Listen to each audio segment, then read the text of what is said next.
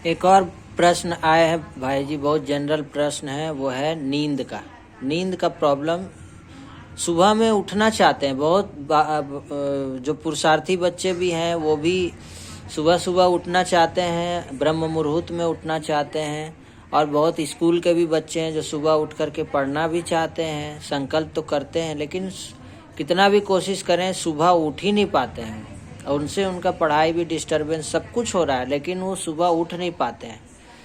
और रात को लोग सो भी नहीं पाते हैं, मोबाइल के कारण रात भर मोबाइल देखते हैं और फिर सुबह प्रॉब्लम होती है। तो ये नींद के लिए कैसे वो नींद को जीतें और इस नशे पर भी मुक्ति पाएं?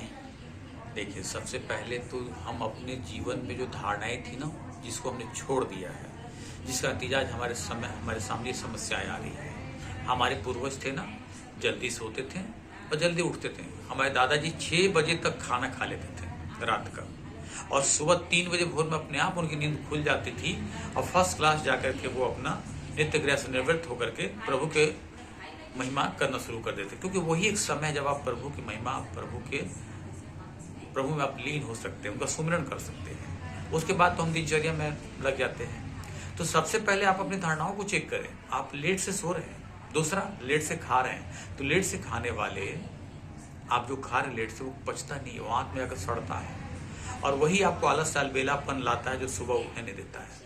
आप लाइट भोजन लीजिए, और लेने के लिए जल्दी से जल्दी 6 से 7 बजे, हार्डली 7:30 बजे तक आप कुछ भी हल्का ले लीजिए, हल्का लीजिए। क्योंकि रात में हमें कुछ वर्क तो करना नहीं है। दिन के लिए वर्क करते हैं तो दिन में आपको इस शरीर को कार्बोहाइड्रेट और प्रोटीन बाकी चीज़ों की जरूरत पड़ती है। तो दिन में जब वर्क करते हैं तो चाहिए, रात में तो कुछ करना है नहीं, तो हल्का आपको कुछ भी लाइट आप लेकर के सो सकते हैं। पहला तो भोजन पे ध्यान दें, आप भोजन लाइट लें तो आप सुबह जल्दी उठ सकते हैं।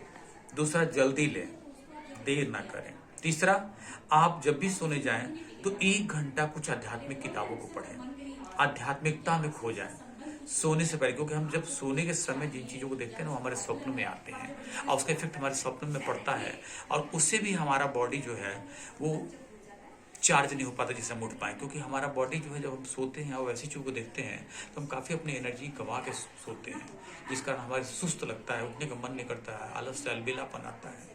और ये आलस से अलबेलापन भी एक बहुत बड़ा अवगुण है। हम लोग क्लास 5-6 में जब पढ़ते थे उसमें भी था कि आलस से भी एक बहुत बड़ा अवगुण है। अगर सूरज भी आलस में आ जाए तो सोचो क्या सुबह होगा। तो सूरज जब नहीं आलस्य में आ रहा है तो हम कौन है? हम भी तो धरती के सितारे हैं। हम यहाँ आए हैं क्यों? कुछ करने के लिए आए हैं, खा पी के सोने के लिए नहीं आए हैं। तो आपने किया क्या फिर जीवन भर? कुछ अच्छे कर्मों का बीज बोले, ताकि वो आपका अगले जन्म में फिर काम आएगा। समय को पहचाने। जो सुबह उठेगा वही सुबह के सूर्य का आनंद और सुबह के शुद्ध हवाओं का आनंद ले सकता है। बाकी 10 बजे के बाद तो दूषित हवाएं शुरू हो जाती है, जिस कारण आपके जीवन में बीमारियां भी आएंगी।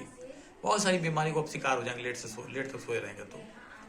तो जागने के लिए मोबाइल या इन सब चीज़ों को त्याग कर दे 1 घंटा पहले ही, और जल्दी सोने का आदत डालें। अच्छी चीज़ पढ़ेंगे, नींद अच्छा आएगा। ऑप्शन। बहुत सुंदर भाई जी, आपका बहुत ही सुंदर जवाब लोगों को बहुत ही फ़ायदा पहुंचाएगा, दुआएं मिलेंगी। बहुत बहुत धन्यवाद इस YouTube चैनल में आपका। बहुत थैंक यू। सभी का। ओम शांति।